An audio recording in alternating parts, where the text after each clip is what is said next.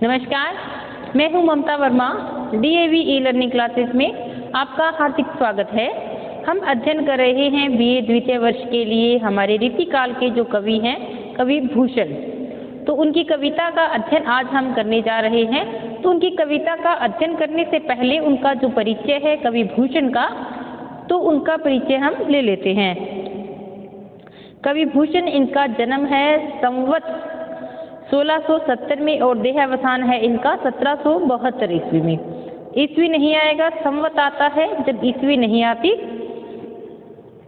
रीति काव्य परंपरा के प्रमुख कवि चिंतामणि और मतीराम के परिवार से जुड़े भूषण को इस काल के विशेष में महाकवि माना जाता है। ये रीति काल के जो कवि रहे हैं चिंतामणि और मतीराम, ये तीनों भाई थे, क्योंकि इन्होंने युग परंपरा से हटकर युग धर्म की स्थापना के लिए राष्ट्रवादी भावाव्यंजना करने वाली अद्भुत कविता इन्होंने लिखी है। कुछ लोग इन्हें भूषण इनकी उपाधि मानते हैं, तो कुछ लोग इनका नाम मानते हैं।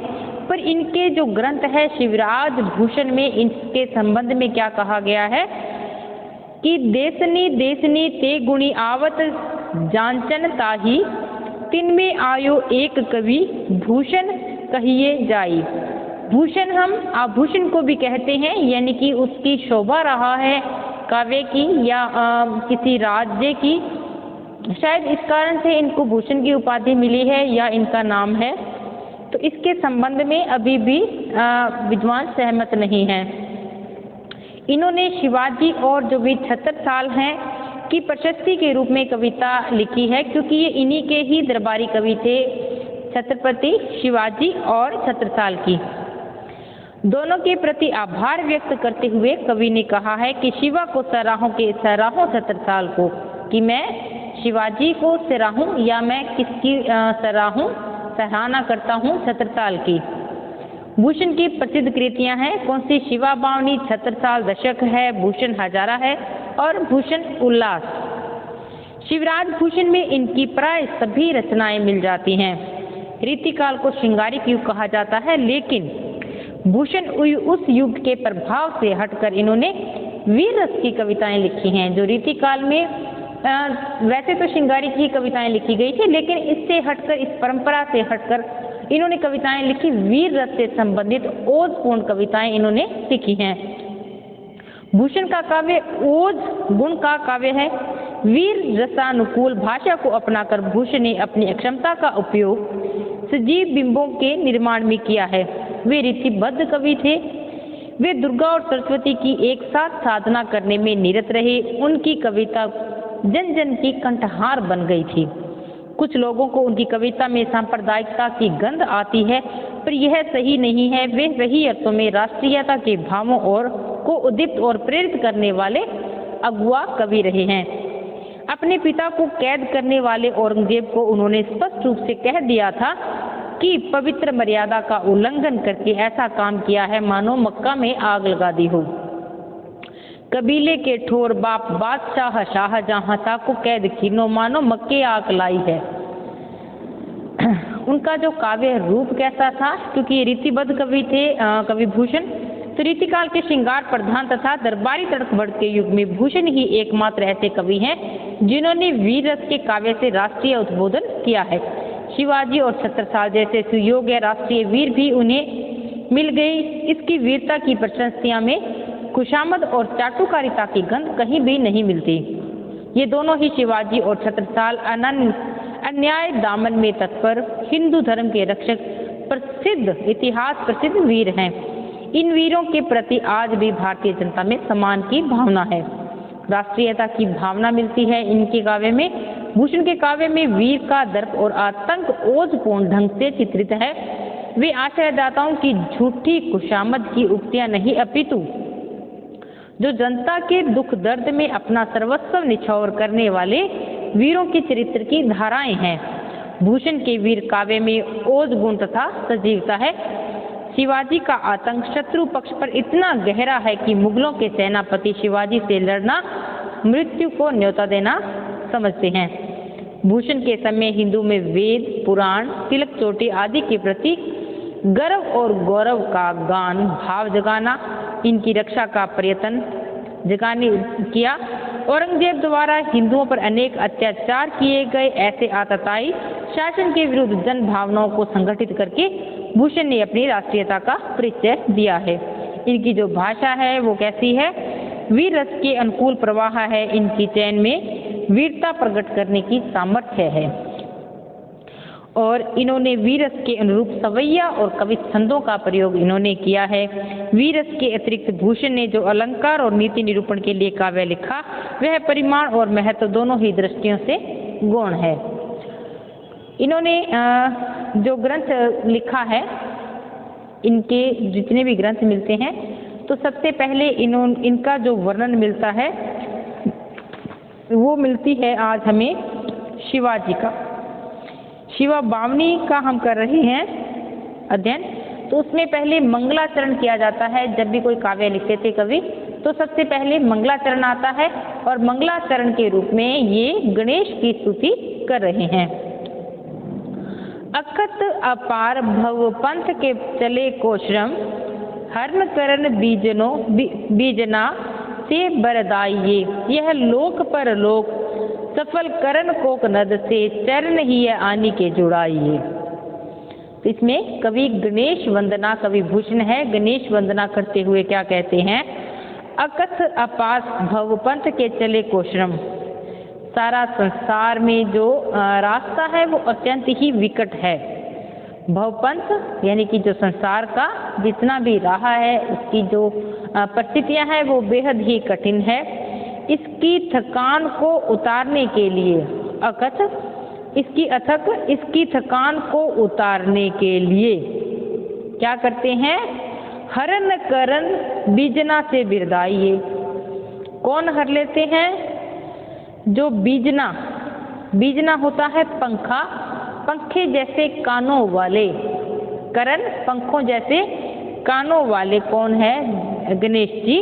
तो पंखे रूपी कानों वाले गणेश जी का ध्यान कीजिए, इससे आपकी सारी थकान है, जो संसार की विकट बाधाओं में आई हुई जो थकान है वो उतर जाती है। यह लोक पर लोक सफल करण कोक नद से चरण ही आनी के जुड़ाइए।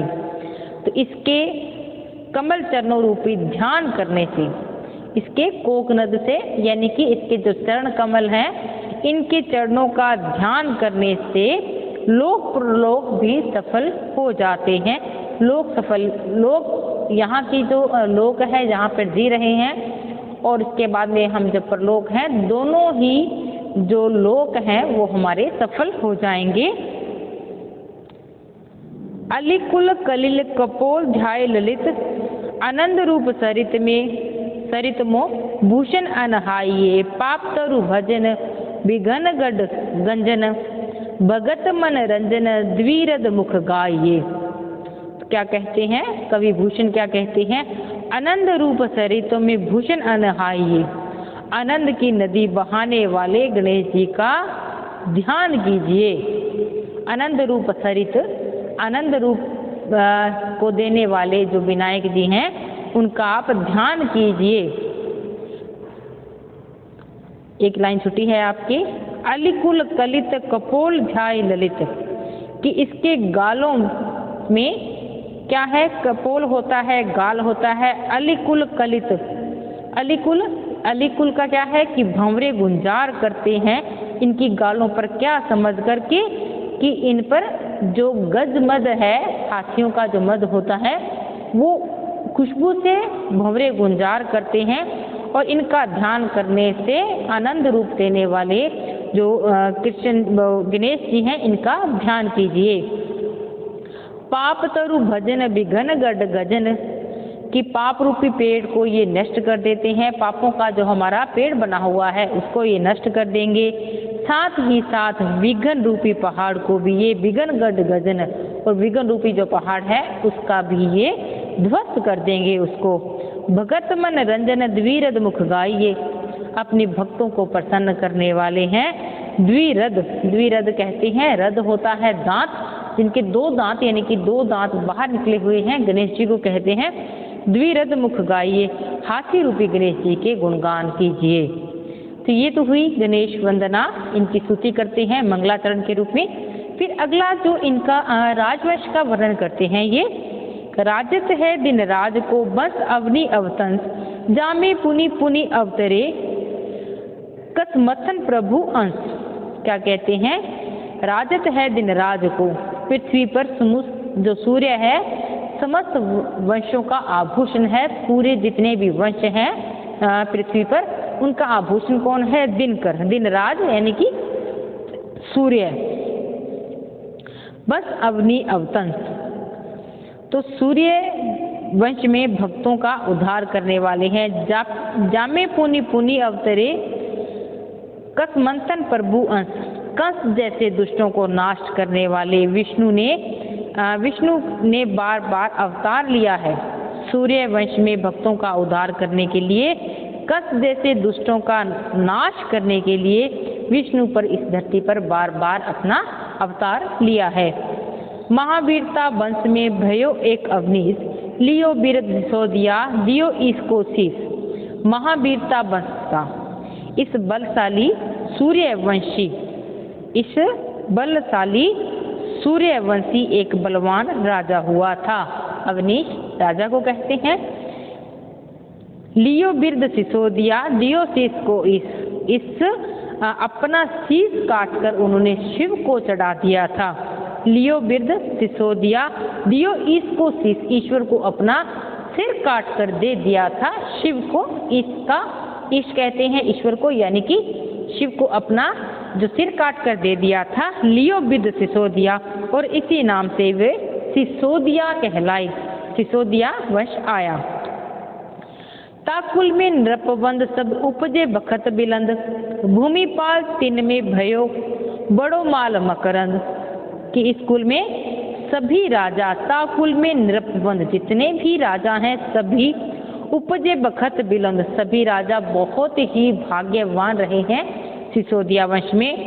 भूमिपाल तिन में भयो, लेकिन उनमें भी एक राजा हुआ है बड़ो माल मकरंद नामक का बहुत ही बलशाली एक राजा हुआ है।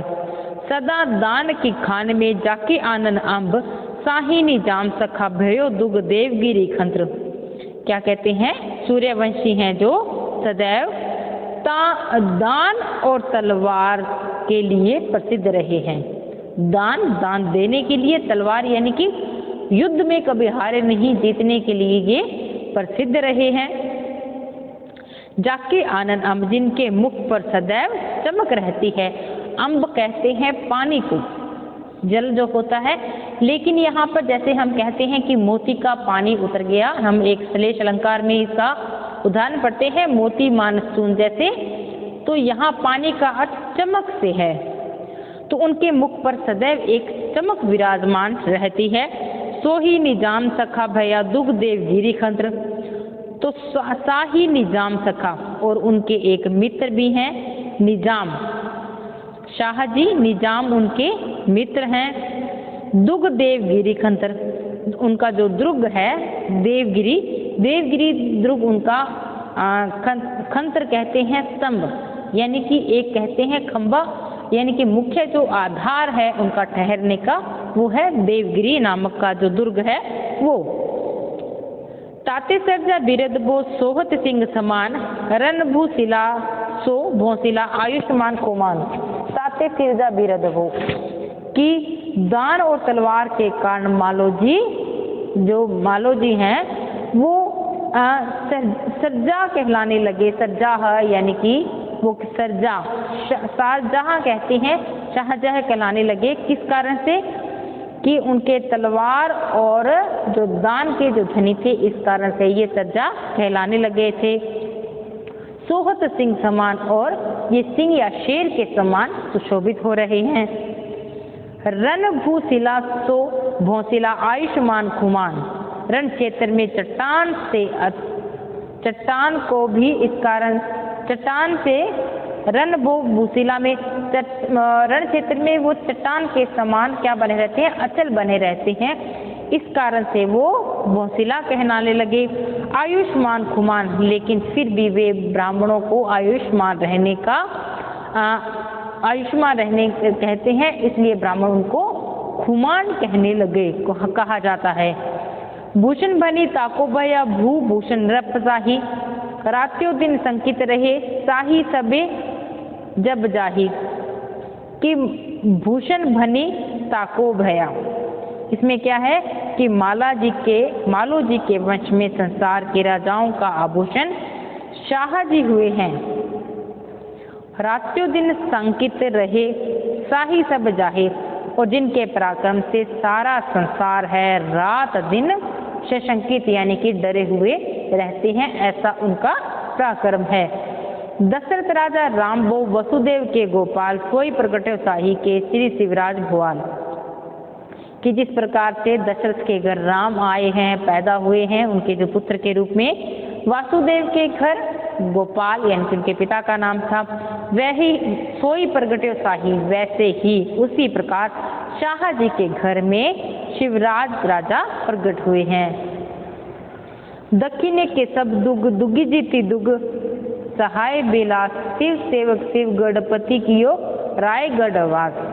और दक्षिण के सारे दुर्गों को जीत कर, दक्षिण यानी कि दक्षिण के सब दुर्ग जीती, सब दुर्गों को जीत कर दुग सहाय विलास, और दुख सहाय विलास सुख वैभव का उन्होंने विस्तार किया।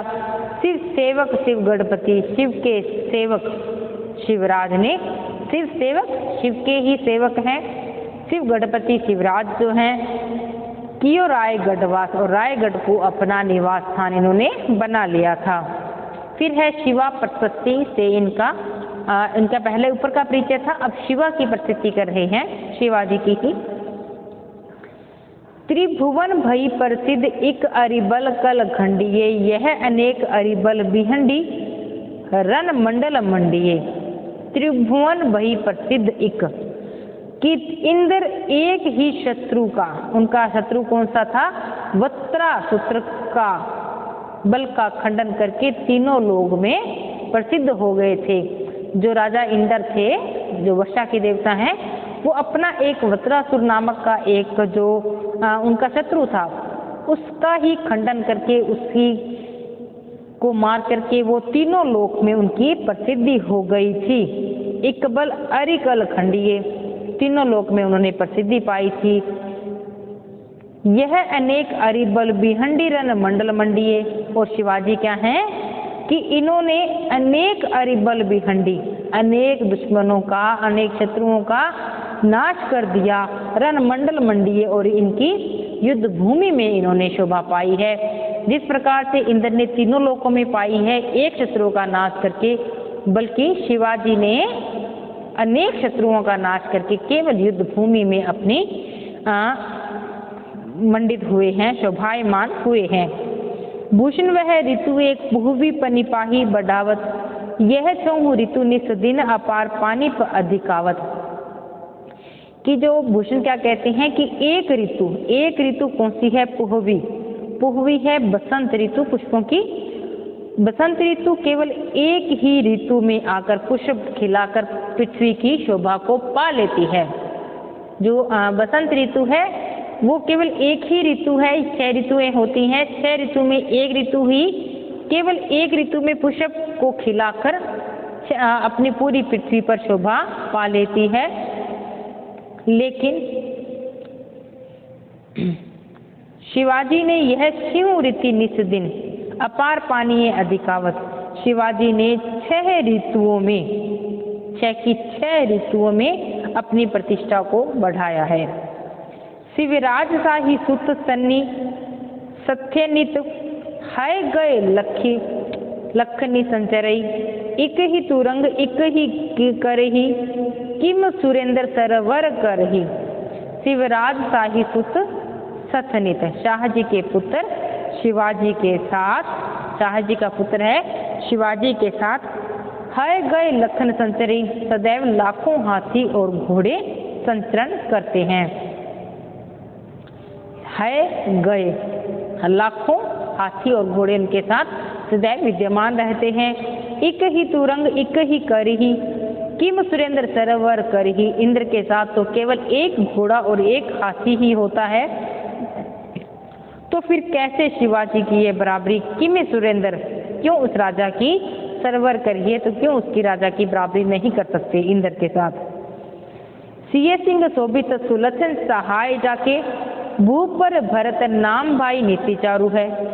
क्या कहते हैं इसमें कि सिय संग शोभित, कि वो अपनी पत्नी के साथ सुशोभित होकर रहे हैं, राम सीता के साथ सुशोभित हो रहे हैं, विष्णु के अवतार हैं राम, उनके साथ सीता जी हैं वो सुशोभित हो रहे हैं। और उनके सहायक कौन है? सुलक्षण सहाय जाके, और उनके सहायक कौन है? लक्ष्मण उनके सहायक हैं। लेकिन शिवाजी के साथ कौन सहायक है? उनके जो सुंदर सुंदर लक्षण है उनके यहाँ पर वो सहायक हैं। भूप पर भरत नाम भाई नीति चारु है, और राम के जो भाई हैं भरत, जो कि भातृत्व का इस सृष्टि पर सबसे बड़ा उदाहरण है, यानी कि भाई के लिए भाई का जो प्रेम दिखाया गया है वो पृथ्वी पर सबसे बड़ा उदाहरण माना जाता है। लेकिन शिवाजी के साथ क्या है कि शिवाजी को पृथ्वी का भरण भरत करने वाली ही नीति प्रिय है, यानी कि वहाँ पर लक्ष्मण है, यहाँ इनके अच्छे लक्षण है। वहाँ पर उनका भरत है भाई, यहाँ पर ये भरण है, पूरी पृथ्वी का जो भरण करती हैं। भूषण भनत कुल सुर कुल भूषण है, दाशरथी सब जाके भुजभू है बारू है। भूषण भनत यानी कि राम सूर्यवंश के आभूषण है, और राम की जो भुजाएं हैं वो पृथ्वी को धारण करती हैं। लेकिन शिवाजी समस्त वीरों के आभूषण है। राम क्या है? पृथ्वी के आभूषण है, तो शिवाजी हैं वो वीरों के आभूषण है।